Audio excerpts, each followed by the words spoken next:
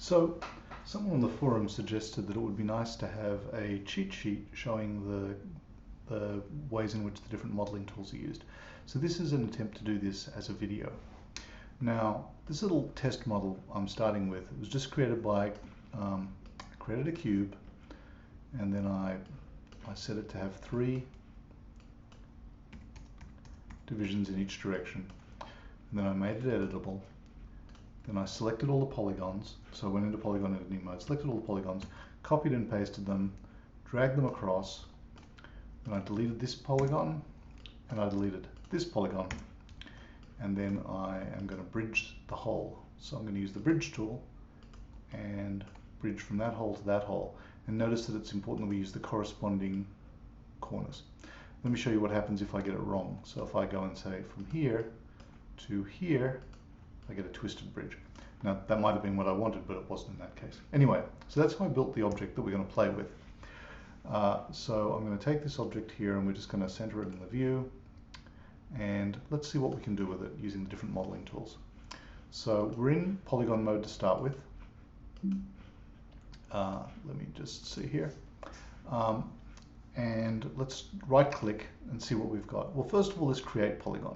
Well, let's show that in action. I'm going to delete a bunch of faces here, and I'm going to create a polygon, and I'm going to start here, and I'm going to go anti-clockwise and create this polygon. Now, that looks fine, but there are problems with it because this edge here is not common to the this edge here is not the same as these 2 edges here, and this could cause problems with material, with texturing and so forth and so on, but that's how you create a polygon. Now, watch what happens when I do the faces in the wrong order. So if I go and create a polygon and I take these, I make these faces here, oops, that's actually going to illustrate something else.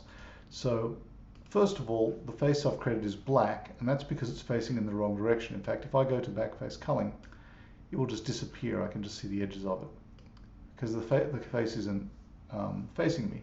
Now, the clue that Cheetah 3D gives you is that the face becomes black. But unfortunately, that's often difficult to tell. The other thing is that the face isn't where I think it is because I misclicked, and so I created a face in screen space rather than on the model. So I could fix that, and I'll show you another tool. First of all, I'll take this point here and I'll say weld. But I want to weld it to this point. And if I weld it here, it's not going to do what I want. So what I need to do is weld it to the first point. So I click here, and that's fixed the polygon, except that it's still facing in the wrong direction. So now I'm going to select the polygon, and I'm going to flip normal, and now it's facing in the right direction. So what we've discussed here is creating a polygon. You need to do it in an anti-clockwise order based on having it face you. I've also created a bad polygon, and I've fixed one of the corners by welding to the first point using the point, so welding it to the point that I actually want it to go to. And then I flipped the normal to make it face in the right direction. So that's a few of the tools, very useful tools. Let's go and take a look at another really important set of tools, and that's cover. So I've mapped cover to the C key, but I'm going to use the mouse. So if I set cover and I go and find the cover tool wherever it is, hidden cover, it doesn't appear to do anything, but what it's actually done is it's created new geometry. So if I move this around, I now have, I've effectively extruded that face. But cover doesn't just work on faces, cover can also work on edges. So for example, I could take this edge here and I can cover it, and that lets me, actually it doesn't work. And why doesn't it work? Because that edge has already got polygons associated with it. I have to go and delete these polygons. Now I can go and cover, say 2 of these polygons, press C, and there it is. I've covered 2 edges and made new polygons. Now cover is part of a family of related tools. Another one is called extrude. Let me go and show you how extrude works. So if I go and pick some faces here and I decide to extrude them. Now I hardly ever use extrude, but if I choose to extrude them, first of all, when I extrude, nothing happens until I click and drag. When I click and drag, it then creates the geometry, and while I continue to drag, it decides how far to go. the geometry is always normal, kind of, to the faces, or at least each face is normal. Let me show you what happens if I, for example, extrude around a corner. So let's go and find some other geometry here, and I'll go and extrude here. Now we get an interesting, the breaking angle is 89 degrees, so it decided to extrude the two things separately. But let's suppose that the breaking angle weren't violated. So let me go and take this edge here, and we're going to move it. Well, I'm going to take these three edges here. 1, 2, 3. And I'm going to move these edges in. And now it's not going to be a 90-degree break. So if I take these two faces and I extrude, it's going to extrude one face. And so what happens is it's extruding these two faces are parallel to the original face, creating an interesting result here. Now that may be what you want, or it may not be what you want, but that's something that extrude does. Another thing that extrude does that's very different from cover happens when you're modeling something that's symmetrical. So let me just go and create a symmetrical mesh here. So let's take this mesh here and hide it. And we'll go and take this mesh here and we'll make it symmetrical. So you've seen this in other tutorials. I'm just going to delete one half of the mesh, and then I'm going to add a symmetry modifier to it. Now, one of the things that you'll often discover when you're editing symmetry meshes is that you want to do something on the border, the symmetry border. So for example, I might want to extrude this face here. Now watch what happens when I cover the face. So that seems to have worked okay, but if I drag this face out, yeah, that actually worked fine. Sometimes, however, you'll discover that you want to extrude the face, and for example, this might be a body, and I want to extrude a leg. So now if I choose extrude, and I drag it out, and if I pull this out here, you'll see that I've actually got separate legs. So the behavior of extrude on the boundary of an object is different. Extrude will create the new geometry from the face and its edges, regardless of whether there's actually another face on the other side of it. Sometimes you want that behavior, sometimes you don't. I find it hard to remember what the two differences are, so I just use cover all the time. There's really no case where I just don't use cover. If I were doing this example with cover, I would simply do the extrude, and then I would drag out the leg, and I'd go, oh, I need a new polygon, and I'd create a polygon and fix the problem that way, rather than trying to remember that I need to use extrude. But you know, if you've got a good memory and you like doing that thing, or if you do this kind of thing a lot, you might find extrude more reasonable. The other reason I like cover is that it doesn't do anything, it doesn't offset the geometry in any particular way. So I don't have to move it in that particular direction. For example, I might want to cover to inset the thing. So I scale, and then I can scale it down. When you use, if I wanted to do this kind of thing with extrude, what I would need to do is kind of drag it in, drag it back, make sure it was right, then scale it down. Or I could use inner extrude, which is another extrude tool. So I go over here and say inner extrude, and now I can do that. But that's one tool for one particular purpose. Now if you go back to the transform tool and you switch it into auto mode, it allows you to do things like switch from edge to face to vertex mode at will. And so if you imagine you've got this and cover, you can do almost anything with just the cover tool and the automatic selection mode. And so that tends to be a very productive way to work. Use cover and automatic selection, and you can get a lot of stuff done without ever switching tools. So that's a very fast way of modeling in Cheetah 3D. Cover and automatic selection. So another important tool is bevel, and let's subdivide this mesh and just see what it's going to look like. So I'm going to subdivide, and now you'll see this kind of weird, crude figure. I'll just up the subdivision level by 1 to make it look a bit better. So we might want to control the curvature of the mesh at different points. So I can go into, now I've got automatic selection, so I can switch modes very easily. I can go here and select these things, and I'm going to add some definition. So if I go and bevel it, it tightens up that curve. Now notice the bevel for some reason creates 2 subdivisions by default. I can change it to 1, and I just get less geometry that way. And in general, less geometry is good. So I've just beveled that to create it.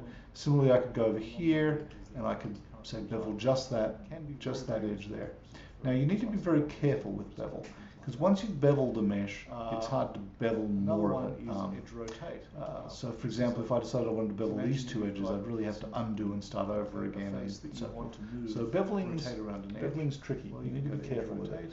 And a lot of other 3D tools have the ability to control the influence of a given edge. Now, a lot of these tools are kind of old and not really necessary anymore. The nice effect would almost be a good thing if Cheetah 3D does, because Cheetah 3D now has an amazing tool you to build very, very I'm going to demonstrate good control pages, and that is the gadget mode. Now, so if I wanted to do that edge rotate again, I can in fact go to gadget mode. So double click on the gadget, click here, which centers it, and now I can double click on it again to leave gadget mode, and now I can perform that rotate. The thing is, gadget mode is far more powerful than edge rotate. For example, I could select here and rotate around that point there, or I could click here and rotate around that thing if I, for some reason, wanted to. And of course, it allows me to do more than edge rotate. It allows me to do edge scale. So I could scale it relative to that edge. Many, many times you want to scale something away from one of its edges or from one of its faces. So for example, I might want to take this entire mesh and scale it from here. So now I can undo it and I can scale the whole thing from here. Similarly, I might want to rotate it around a particular edge. So I can go over here and undo the selection mode and rotate it around that edge. Now, none of this is having any permanent effect on the pivot point, the center of gravity, or anything like that. It's just a utility for being able to perform transforms around a convenient reference point at any time. I haven't seen this done in any other program nearly as nicely. That said, I'm not up to speed on some of these programs. They may have added it, but I think it's a genius feature. And a lot of these tools here, edge rotate, point slide's useful. Edge rotate, for example, is not particularly useful when you've got the gadget mode. The normal scale and move, they're obsolete for a different reason, and that's because I can switch the orientation of the object to normal. So for example, if I want to do a normal move of that, well, let's take a more complicated example, this face here. I want to do a normal move of it, I can simply go normal, and now I can work in that object's normal. These modes here, global, object, and normal, very, very useful. What's the difference between global and object? Well, that's the coordinate system of the object versus global. Now at the moment, those two things will be the same because I created a cube and it's got the default coordinate system. But if I take this entire object and I rotate it to some arbitrary angle, now if I go back into polygon mode, you'll see that's the object, whereas the global is much less useful. So object is the default, it's very, very good. Normal is also very helpful. And global, sometimes it's useful, sometimes not. Mostly for things like camera moves or animating keyframes and so forth. You want to have something jump in global space rather than, say, in the space of its glove or something like that. So I haven't covered all of these tools. Let me delete this object here and go back to this original crazy object. Bridge. We already talked about bridge. What else have we got? Fill hole. That's fairly obvious. Let me delete some objects here. I can create fill hole, and it worked. Now this is actually different from this. If you remember here, if I move this face, this is an example of why this is a bad thing. It doesn't have the obvious effect because of the lack of shared edges.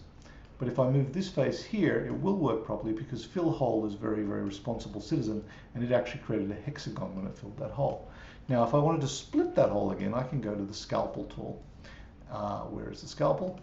And I can simply cut that face where the cubes were, and now it's as if it had never been mangled by me in the first place. What else can I show you? The magnet tool. Cheetah 3D's magnet tool is pretty terrible, but here it is. I can go into vertex mode and pick a vertex. I can go pick the magnet tool wherever it is, and by default I think it will move things in screen space. Well, that's usually not very. Let's do normal space is almost always what you want, and I can pull this out. It doesn't have enough influence, so if I made it like an influence of 1, now when I pull it out, it will, and it's got a bell curve. You'll see that it'll influence all of the faces within 1 unit. The problem with this is that the normal and screen spaces aren't really enough, because once I move this, all of these things normals change. So now when I pull this, it goes out there. If I'm trying to do things like nudge a terrain around, I'd really like to say, oh, I want the direction to be the y-axis. You can't do that. So I don't find the magnet tool terribly useful. It's useful on occasion, but usually not great. And often once you do your first magnet move, you're kind of screwed because normal's no longer any use. Bevel we've already discussed. Inner extrude. Inner extrude is a really interesting tool. I showed you just like inner extruding this face here, but for example, you can inner extrude edges, and that produces an interesting result. So let me just go and show you inner extrude. And before we had beveling, inner extrude was pretty much the only tool we had for controlling the curvature of meshes, subdivision meshes. Now I generally prefer to use beveling because it adds less geometry. But there are some cases where inner extrude is very useful. For example, if I were trying to quickly create topology for a mouth for this cube, for example, I might just take that and inner extrude it. And now you've kind of got a mouth loop. Now bear in mind this is not a great mouth loop because we aren't all quads and yada yada yada. Actually that's where the jigsaw tool would be pretty handy. For example, you can go into here and we can go and cut a bunch of edges to do a jigsaw result. But we might also pick this edge here and then bevel it. Where is bevel? There it is. And notice it's down to 1. Just remember that setting. Actually, we might want 2 for this particular case. So now we're creating a mouth loop, and we need to get rid of when we were creating a mouth, we'd end up with a hole in the middle, so that's fine. And now we only have to deal with so we get quads except for here. So we would need to deal with the fact that this is no longer a quad. But the point is, at least your mouth loop is not violating the quads rule, and the mouth is the thing that's going to be animated. So you would have a reasonably nice topology for your mouth. So inner extruded has its uses, but I wouldn't use it a lot. Jigsaw is a really wacky tool, and I'll just go and demonstrate the jigsaw. So if I just go and select some faces and I say jigsaw, and then I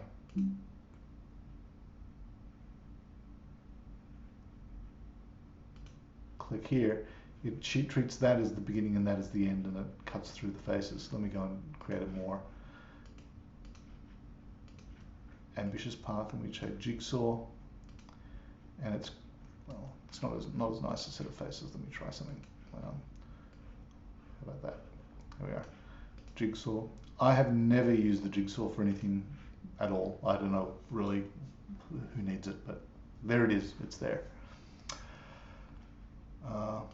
And you know, it has the same behavior as the ring cut tool. It's kind of a special version of ring cut in that when you're off, it snaps to the middle. Otherwise, you can drag it around before you release the mouse.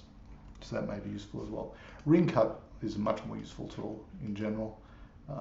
And in fact, you know, use it all the time. So I can go through here and create some extra geometry, and bang, it does a ring cut. And again, I can drag the ring cut tool around, or I can drag off and snap it. Actually, I only know this because Frank mentioned on the forums the other day I had never used that snapping behavior, and often cussed the fact that it wouldn't snap to quarters. Or, oh, this is an interesting thing. As I'm doing the ring cut, it's allowing me to resize it, shift to scale it. I didn't know it could do that. That's kind of zany. So learn something new every day. You can do that with ring cut. I don't know if that's intentional. And what else have we got? Disconnect. So disconnect array, I don't know what that's for. It's probably for duplicating stuff. Again, I've never used it. It's probably like the array modifier. Let's go find out. So let's go and create some stuff, and create some stuff, and then right click and select array. And it's exactly what you think. It creates an array of things. I don't want to do that, so that's the array tool.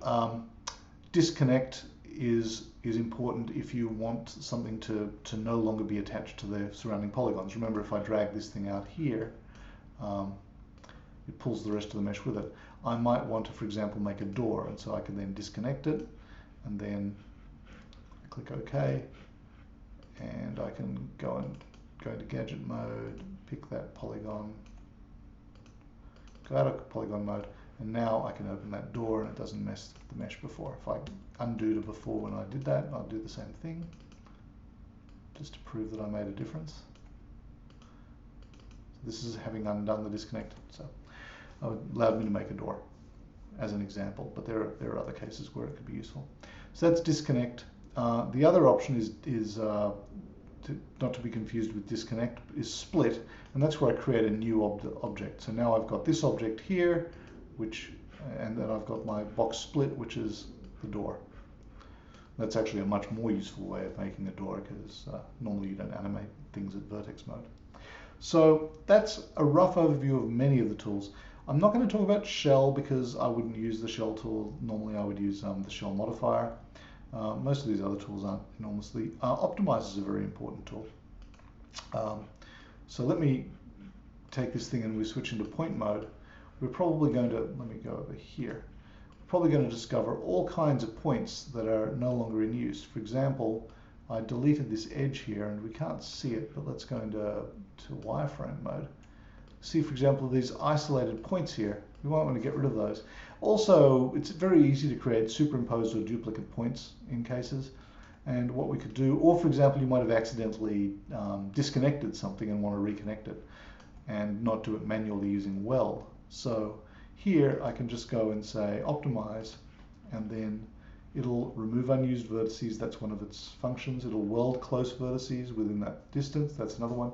And optimize polygons, where presumably it means remove, say for example, a straight edge that's not needed. So I click that and those extra points have gone, and now I've got a more optimal mesh. So that is optimize. Catmull-Clark subdivide and linear subdivide are again the same as the modifier. It has the advantage that you can do it to a subset of your mesh. Actually, which leads to an interesting topic, which is making circular holes in things. So for example, if you want to create a perfect hole here, one option is to inner extrude and then do a Catmull-Clark subdivide and do it again. It does one level at a time. And now we've created a pretty nice round hole in that object. That's one option. Another option is to scalpel it out, possibly using a guide. So for example, you might have a cylinder. Let's go drag that over here. Use that as your guide. It might be not quite a circular hole. You might want to punch a cylindrical hole through it. You might want to go through there and simply, and it might cross edge boundaries as well. So we can go into the mesh here and we can go pick our scalpel tool. And we can simply click on that edge and just kind of work our way around the object. Not a perfect job, but I'm trying to demonstrate a point here. So I'll get rid of my cylinder and then go back into my mesh, and now I've got my fairly nice round hole. So that's the scalpel tool, which I think we discussed earlier, but that's insert point is like create polygon, although like where the point appears is anybody's guess. Usually the best way to insert a point is to use plane geometry. So for example, if I wanted to create a point that was, say, parallel to this plane here, but off to the side, I might copy and paste the edge and then go, that's about where I want it. And then I can go and create, say, I can then delete it. And now when I go into point mode, that extra geometry is there. So now I can do things like create a polygon that goes out to this point here. And that way I have more control over where in 3D space that point ends up. So I've never used the insert point tool. Set value presumably allows you to specifically set X, Y, and Z coordinates for a point or whatever. So I can go here and click set value, and actually I have no idea what set value does. There it is.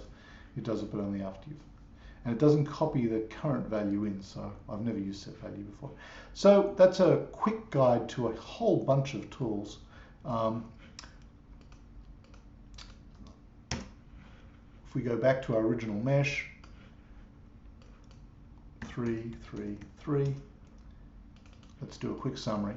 So copy and paste to create more geometry. I can bridge a hole. Let me do it slightly differently over here. I'm going to bridge the hole, so I say bridge. I choose corresponding points. There's my bridge. I'll use ring cut to show you how that works quickly. Now we can scale our bridge a bit.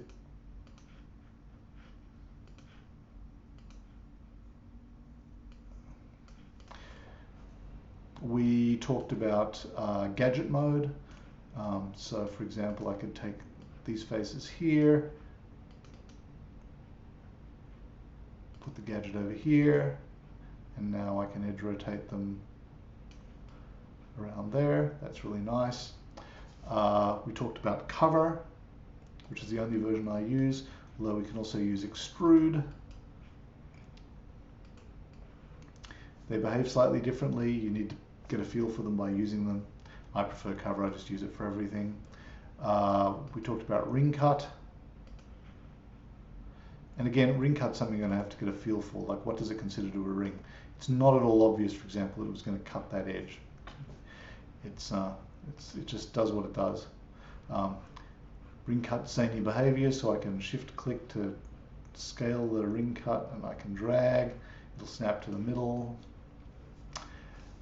And create polygon. Remember to create the polygons in anti-clockwise order. So if I go here and create polygon, if I create it in anti-clockwise order, if I create it in clockwise order, then it faces in the wrong direction, which you can tell because it's going to be black. Although sometimes if you're on the wrong side of the model, it's really hard to tell. You can fix that with flip normal. Also talked about screen space. So if I create a polygon, and I'm going to do in the correct order this time, but I'm going to misclick here and create the point in screen space, and you'll see it's messed up. So now I can weld. I'll choose to weld to first point. I pick where I want it to go, then I click on the point and it sucks it into the correct spot and welds it in place, and now we've got good geometry. So I can go over here and drag this around. Those are the really key tools. The other ones are kind of once in a lifetime gimmicky type tools. The other thing we talked about is the automatic mode, which allows me to change between different selection modes. Very useful. We haven't talked about snapping. That's fairly obvious if you know what snapping is.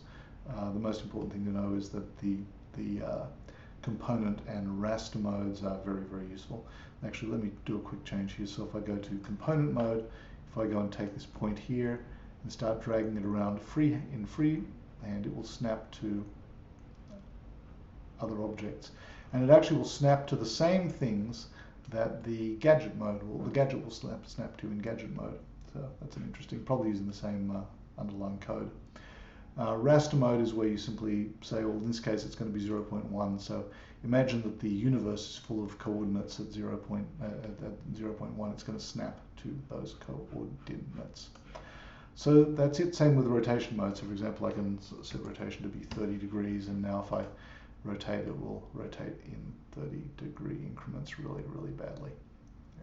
There we are. Bit finicky, but that's normally 1 degree is the setting. So that is a really quick tour of Cheetah 3D's modeling tools. I hope that wasn't too incoherent.